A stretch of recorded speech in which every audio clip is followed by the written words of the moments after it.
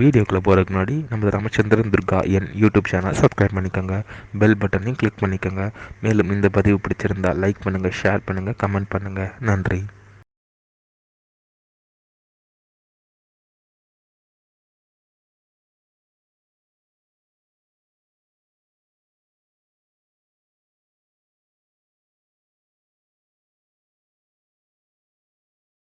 குருभ्यो நமः. ஹரி ஓம். ஸ்ரீ மகாகணாதிபதியே நமः. அனைவருக்கும் முதற்கண் கோடான கோடிய நமஸ்காரங்கள், வணக்கங்கள், வந்தனங்கள். அனைவருக்கும் அன்புகள் வந்த இனிய ஆசீர்வாதங்கள். நமது ராமச்சந்திரன் துர்காயன் என்ற யூடியூப் சேனலிலே வரவிருக்கும் விஸ்வாவசு தமிழ் வருஷத்திலே நிகழவிருக்கக்கூடிய நவகிரகங்களிலேயே 7 கிரகங்களாக இருக்கக்கூடிய ராகு பகவான், கேது பகவான். இந்த ராகு பகவானாகப்பட்டவர் மீன ராசியிலிருந்து கும்பராசிக்கும், கேது பகவானாகப்பட்டவர் கன்னியா ராசியிலிருந்து சிம்ம ராசிக்கும் பெயர்ச்சி ஆகிறார்கள். அவர்கள் பயிற்சியாகி 1.5 வருட காலங்கள் அவர்கள் எப்படி இருப்பார்கள் என்பதை 12 ராசிக்காரர்களுக்கும் ஒவ்வொரு ராசிக்காரர்களுக்கும் தனித்தனியாக முழு விளக்கமாக நமது சேனலிலே பெருவிடப்பட்டு வருகின்றோம். இந்த ராகு கேது பெயர்ச்சி பலனானது இன்றைய தினம் இந்த ராகு கேது பெயர்ச்சி பலனானது மகர ராசி மெய்யன்பர்களுக்கு இந்த 1.5 வருட காலம் எப்படி இருக்கும் என்பதை பற்றிய முழு விளக்கம்தான். ஆகவே அனைவரும் இந்த வீடியோ பதிவினை ஆரம்பம் முதல் கடைசி வரை முழுவதுமாக பார்த்து 1.5 வருட காலங்கள் அதன் பிரகாரம் அனைவரும் கடைபிடித்துக் கொண்டு மிகவும் க்ஷேமமாக இருக்க வேண்டுமாய் அன்புடன் கேட்டுக்கொள்கின்றேன். விஸ்வாவசு தமிழ் வருஷம் 5126, ஆங்கில வருஷம் 2025-2026. ராகு கேது பயிற்சி பலன்கள் 2025-26. நமது சேனலில் இன்றைய பதிவானது வரவிருக்கும் விஸ்வாவசு தமிழ் வருஷம் சித்திரை மாதம் 13/1/5126 நாள் 26/4/2025 சனிக்கிழமை என்று மாலை சரியாக 4:17 முதல் ராகு பகவான் மீன ராசியிலிருந்து கும்பராசிக்கும், கேது பகவான் கன்னியா ராசியிலிருந்து சிம்மராசிக்கும் பயிற்சி ஆகிறார்கள். இந்த ராகு கேது பகவான் 7 கிரகங்கள் இந்த விஸ்வாவசு தமிழ் வருஷம் சித்திரை மாதம் முதல் ராகு பகவான் கும்பராசியிலும் கேது பகவான் சிம்ம ராசியிலும் பெயர்ச்சியாகி பராபவ வருஷம் ஐப்பசி மாதம், அதாவது ஆங்கில மாதம் அக்டோபர் மாதம் வரை 1.5 வருட காலத்திற்கு இந்த ராசியில்தான் அவர்கள் சஞ்சாரம் செய்வார்கள், அதாவது இருப்பார்கள்.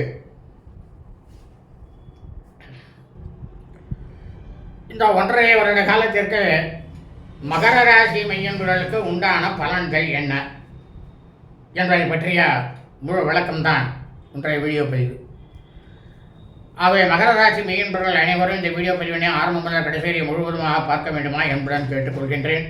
வாழ்க வளமுடன், நலமுடன், இனிய ஆசீர்வாதங்கள். முதலாவதாக இந்த நிழல் கிரகங்களாக இருக்கக்கூடிய சாயா கிரகங்கள் ராகு கேது பகவான், இவர்களுடைய தன்மையை பற்றி சொல்லிவிட்டு அதன் பிறகு மகர ராசி மெய்யன்பர்களுக்கு முழு விளக்கமாக வீடியோ பதிவானது பதிவிட இருக்கின்றோம். இந்த ராகு கேது ஆகிய இந்த 2 நிழல் கிரகங்களுக்குமே எந்த இடத்துலையும் சொந்த வீடு கிடையாது, ஆட்சி வீடு கிடையாது, பகை வீடு கிடையாது, எதுவுமே கிடையாது. எல்லாருமே இவாளுக்கு பகை தான். ஏன்னா 100க்கு 100% இந்த 2 நிழல் கிரகங்களும் பாப்பி கிரகங்கள் தான். ஆனால் ராகு பகவான் அவருடைய தசாவானது ஒவ்வொரு மனிதர்களுக்கும் 18 வருஷம், கேது பகவான் 7 வருஷம். இந்த ராகு பகவானாகப்பட்டவர் தேவர்களும் அசுரர்களும் பார்க்கடலை கடையும் பொழுது அமிர்தமானது வெளியே வந்தது.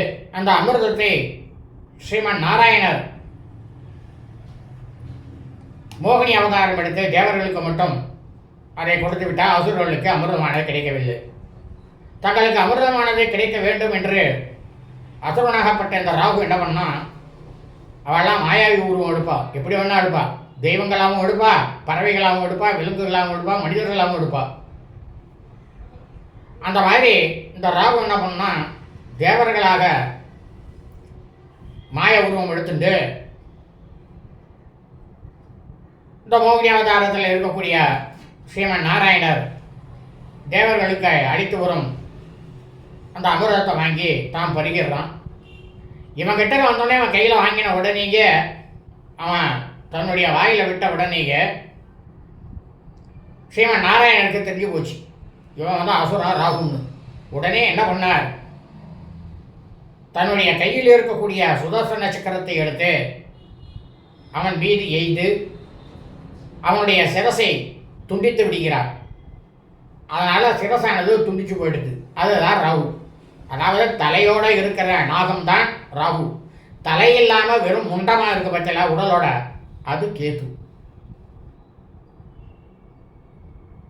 ஆனால் கிரகங்கள்ல இரண்டாக தான் இருக்கு. அதை ஏன் இரண்டாச்சு?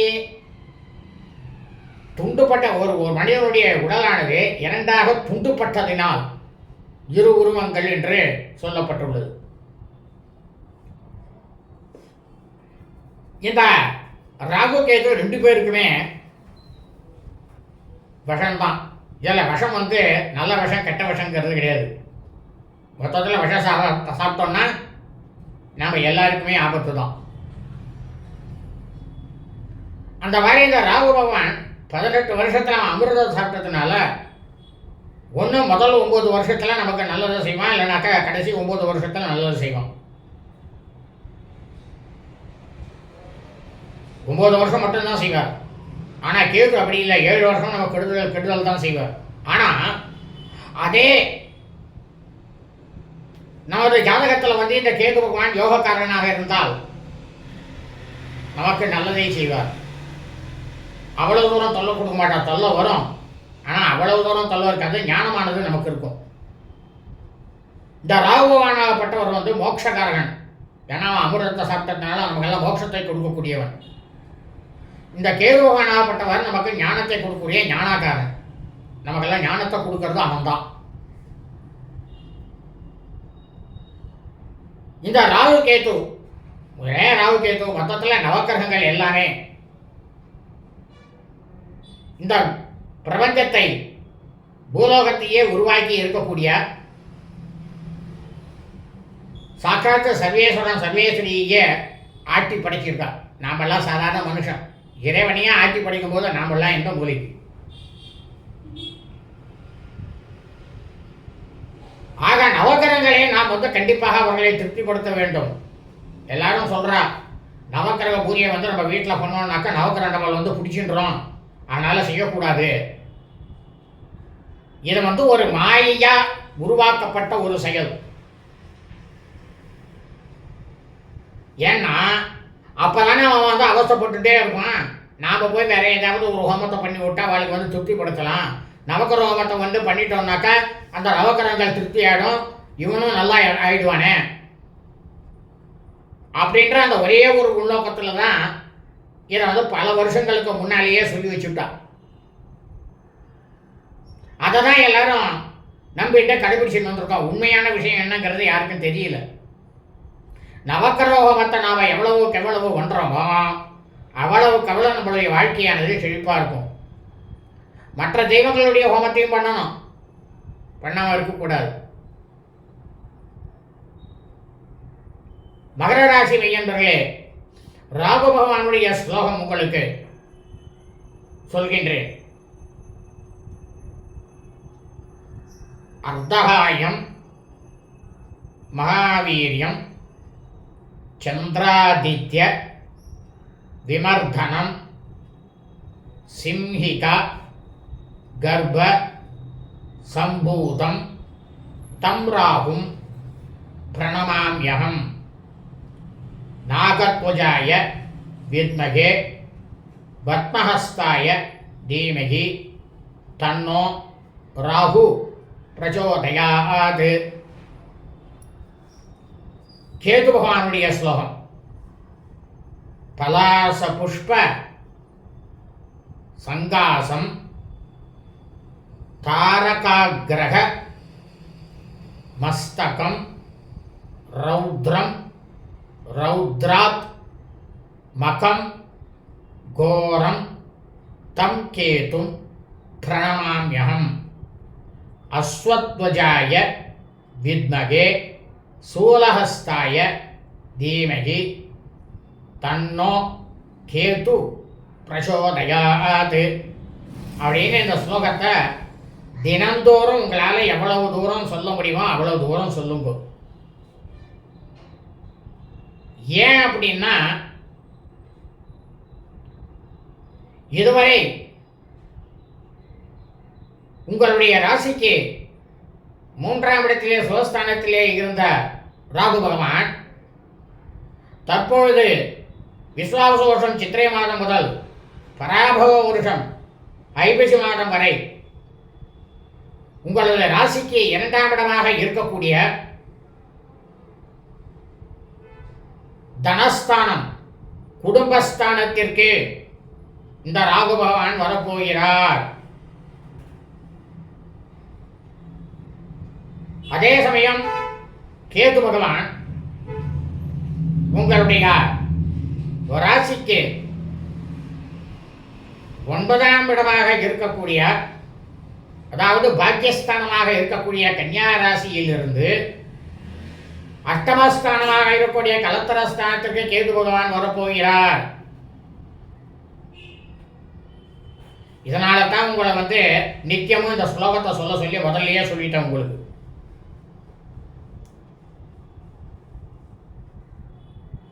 இந்த ராகு பகவான் கும்பராசியிலே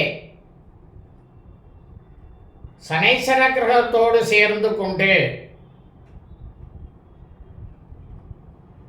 சனி ராகு பரிவர்த்தனையில் குடும்பஸ்தானத்தில் அமர்ந்து போகிறார். தனஸ்தானத்திலும் அமரப் போகிறார்.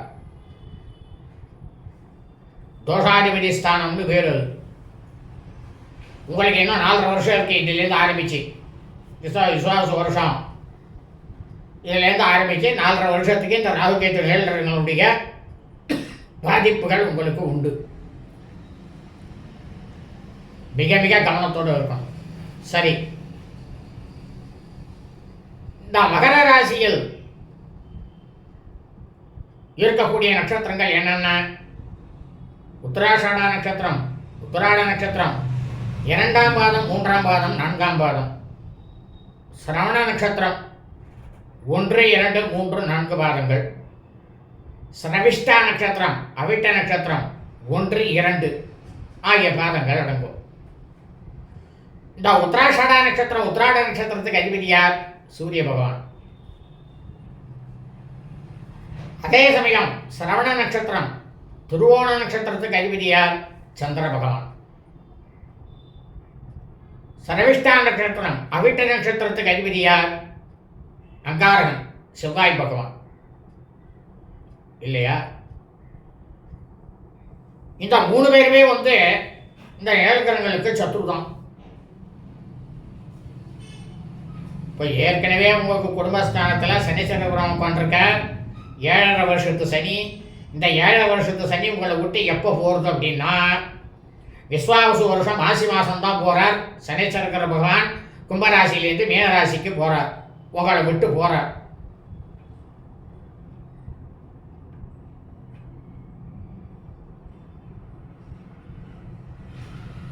இப்போ கடந்த 1.5 வருடங்களாக நீங்கள் ஓரளவுக்கு இந்த ராகு கேதுவினால் உங்களுக்கு மனநிலையானது ஓரளவுக்கு சரியாக இருந்தது. ஆனால் கேதுவால் இல்லை. ஏன்னா பாக்கியஸ்தானத்தில் உட்காந்து கேதுவானவனு கெடுத்துருந்தான் இந்த 1.5 வருஷத்துல. ஆனால் தற்போது விஸ்வாவசு வருஷம் சித்திரை மாதம் முதல் பராபவ வருஷம் ஐப்பசி மாதம் வரை இந்த ராகு பகவானாகப்பட்டவர் உங்கள் ராசியிலிருந்து இரண்டாம் இடமாக இருக்கக்கூடிய தனஸ்தானம் குடும்பஸ்தானத்திலே அமர்ந்து கேது பகவானாகப்பட்டவர் உங்களது ராசியிலிருந்து அஷ்டமஸ்தானமாக இருக்கக்கூடிய மறைவுஸ்தானம் கலத்தரஸ்தானத்திலே அமர்ந்து கொண்டு 1.5 வருட காலங்கள் உங்களுக்கு என்ன பலனை கொடுப்பார்?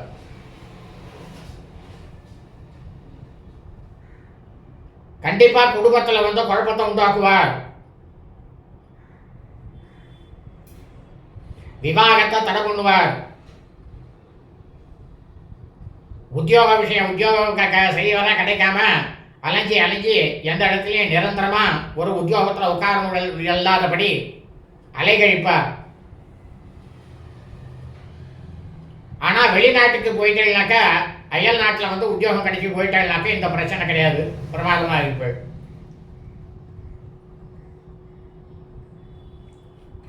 அதே விவாகமாகி திருமணமாகி புத்திரபாக்கியம் இல்லாத வாழ்க்கை 4.5 வருஷம் வரைக்கும் கொஞ்சம் தயவு செஞ்சு காத்திருங்கள்.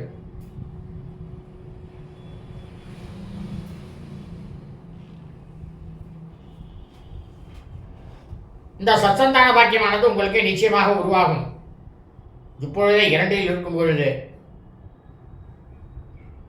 கணவன் மனைவியாகப்பட்டவர்கள் இருவருமே தயவு செய்து ஒருவரை ஒருவர் விட்டு கொடுத்து செல்லுங்கள். மகர ராசி மையன்பர்களே, இந்த 1.5 வருட காலம் அல்ல, இன்னும் அடுத்து வரக்கூடிய 1.5 வருட காலம் உங்களுக்கு ஜென்மத்தில் அமரப் போகிறார்.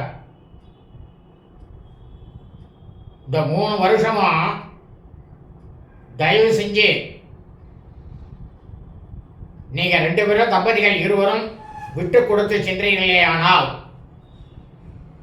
உங்களது குடும்பத்தில் சந்தோஷமானது இருக்கும்.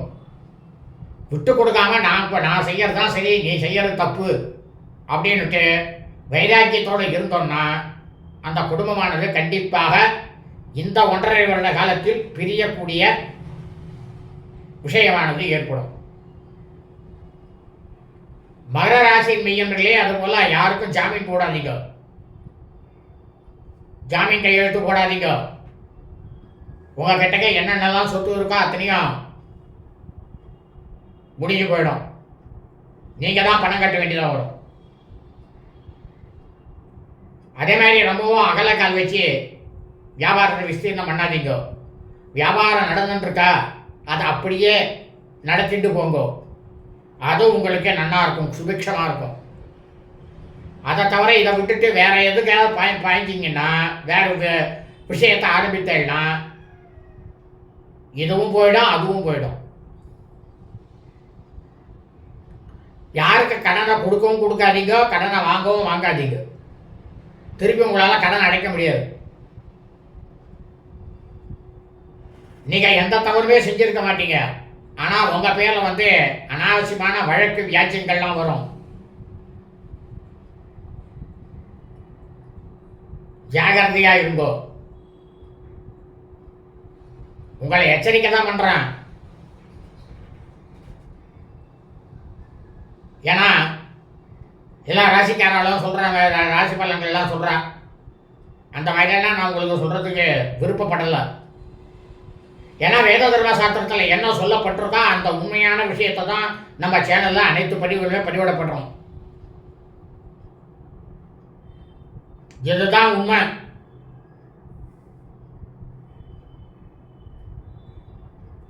சரி, மகர ராசி மெய்யன்பர்களே, இந்த ராகு பகவான் கேது பகவான், இந்த ராகு பகவானுக்கு உரிய நட்சத்திரமாக இருக்கக்கூடிய ஆருத்ரா நட்சத்திரம், திருவாதிரை, சுவாதி நட்சத்திரம், சரபிஷ நட்சத்திரம், சதய நட்சத்திரம், இந்த 3 நட்சத்திரங்களிலும் ராகு பகவானும், கேது பகவானுக்கு இருக்கக்கூடிய நட்சத்திரங்களாக இருக்கக்கூடியது அஸ்வினி, மகம், மூலம் ஆகிய இந்த 3 நட்சத்திரங்களிலும் தங்களது ஜனன காலத்திலே உங்களது ஜாதகத்தில் அவர்கள் அமர்ந்திருப்பார்களே ஆனால் இப்பொழுது நான் தங்களுக்கு கூறிய இந்த கெடுதலான விஷயங்கள் ஒரு 10% குறையும். 10% நல்லது நடக்கும்.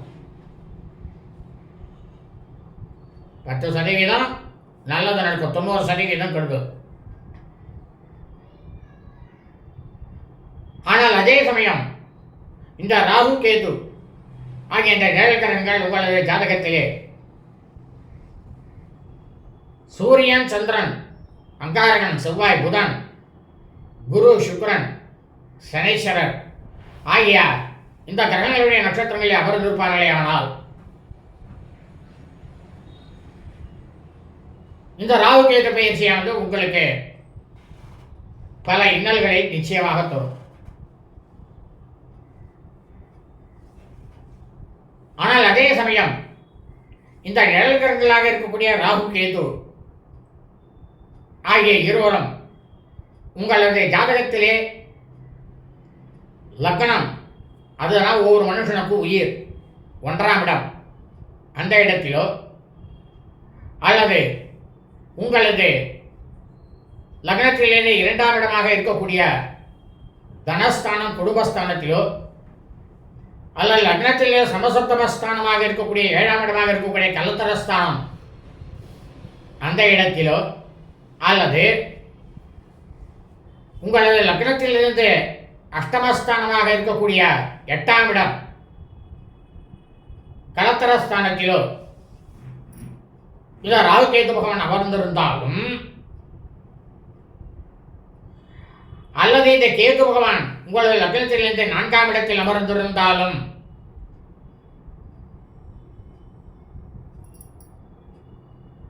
அதே சமயம் இந்த ராகு பகவானோ கேது பகவானோ சந்திர கிரகம் அந்த சந்திரனோட சேர்ந்திருந்தாலோ அல்லது பரிவர்த்தனை பெற்றிருந்தாலும் அல்லது உங்களது ஜாதகத்திலே இந்த ராகு கேது ஆகிய 2 நிழல் கிரகங்களில்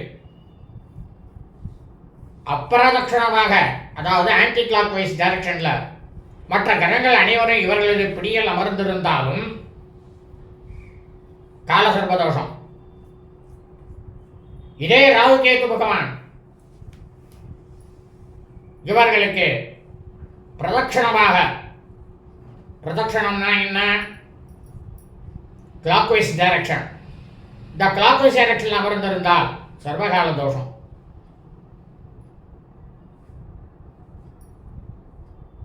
இந்த தோஷமானது உங்களது ஜாதகத்திலே இருக்குமே ஆனால்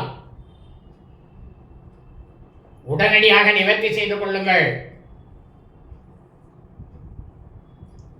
அது ஆணாக இருக்கட்டும், பெண்ணாக இருக்கட்டும், யாராக இருந்தாலும் சரி, ஜனனம் எடுத்த உடனேயே, பிறந்த உடனேயே செய்துவிட்டால் அது அவர்களது ஒவ்வொரு மனிதனும் ஜனனம் எடுத்து மரணமாகும் வரை அது வேலை செய்யும். ஒரு முறை செய்தால் போதும்.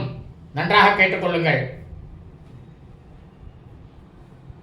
அடிக்கடி எல்லாம் இதை பண்ணக்கூடாது. ஒரு முறை செஞ்சா போறோம்.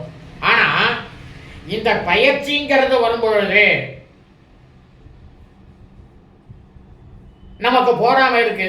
இந்த 1.5 வருஷம், இப்ப 4.5 வருஷம் சொன்னா, ஏல வருஷத்துக்கு ஒரு வாட்டி, அதாவது ஒரு முறை மட்டும் நவக்கிரக ஹோமத்தை இந்த ராகு கேதுக்கு தனிப்பட்ட முறையிலே பிரமாதமாக வேதம் படித்த பிராமணர், அந்தனர், வைதிகர் அவர்களை அழைத்து, தங்களது கிரகத்துக்கு அழைத்து இந்த ராகு கேத்து நவக்கிரக ஹோமம் மொத்தமும் பண்ணணும். அதை ராகு கேத்துக்கு தனிப்பட்ட முறையில் சிறப்பாக செய்யணும். அது அவர்களுக்கு தெரிந்திருக்க வேண்டும். அதையும் நன்றாக கவனித்துக் கொள்ளுங்கள்.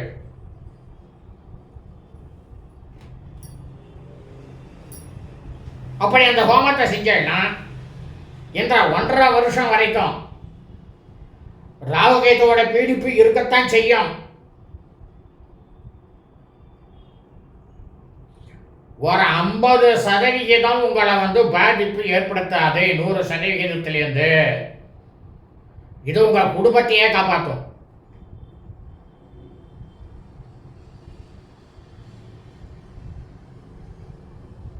நீங்க ஒரு சொல்லலாம், மகராசி மையன்றீங்களே, எனக்கு நீங்க நன்னா எல்லாம் சொன்னேள், நான் என்ன நன்னா தானே இருக்கேன், ஏன் இப்படி பொய் சொல்றேன் அப்படின்னு கேட்கலாம். உங்களுடைய புதல்வன் குமாரன் அவருக்கு இந்த ராகு கேது பயிற்சி நல்லதாக இருந்தால் அந்த நன்மையானது உங்களுக்கு 50% வேலை செய்யும்.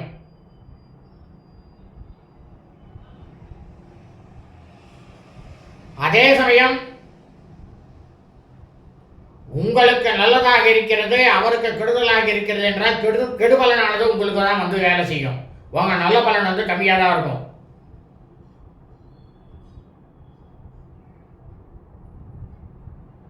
இதுதான் ஜோதிட விதிமுறைக, அதாவது சாஸ்திர ஜோதிட விதிமுறை. நான் மற்றதை யாரையும் தவறாக சொல்லவில்லை.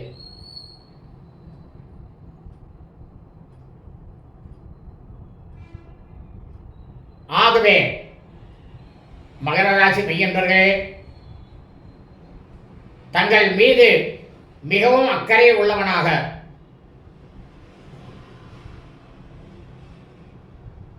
இந்த ராகு கேது பகவானுடைய இந்த 1.5 வருட காலம் தங்களுக்கு எந்த விதமான பாதிப்பும் இல்லாமல், அதாவது பாதிப்பு வரும், அந்த பாதிப்பானது உங்களை அதிகமாக பாதிக்காமல் இருப்பதற்காகத்தான் இந்த வீடியோ பதிவினை தங்களுக்கு பதிவிட்டு இருக்கின்றோம். உங்கள் மீது மிகவும் மீண்டும் மீண்டும் சொல்கின்றேன், உங்கள் மீது மிகவும் மிகவும் அக்கறை உள்ள ஒரே ஜீவனாக நீங்கள் ஒவ்வொரு அடி போகும்போது என்ன பண்ணுறீங்கனாக்கா, வெளில கிளம்பும்போது நித்தியமும் விநாயகர் பெருமானுக்கு 2 அருகம்புல் அவர் தலையில் வச்சுட்டு போகும். மகர ராசி மெய்யன்பர்களே, இந்த 1.5 வருட காலம் அதை செய்யுங்கள். ஆகவே மகர ராசி மெய்யன்பர்கள் அனைவரும் இந்த வீடியோ பதிவினை ஆரம்பம் முதல் கடைசி வரை முழுவதுமாக பார்த்து ராகு கேது பயிற்சி 1.5 வருட காலம் அதன் பிரகாரம் தங்கள் வாழ்க்கையை கடைபிடித்துக் கொள்ளுமாறு தாங்கள் அனைவரையும் அன்புடன் கேட்டுக்கொள்கின்றேன். லோகா சமஸ்தா ஸ்கினோ பவந்து. சுபம் அஸ்து.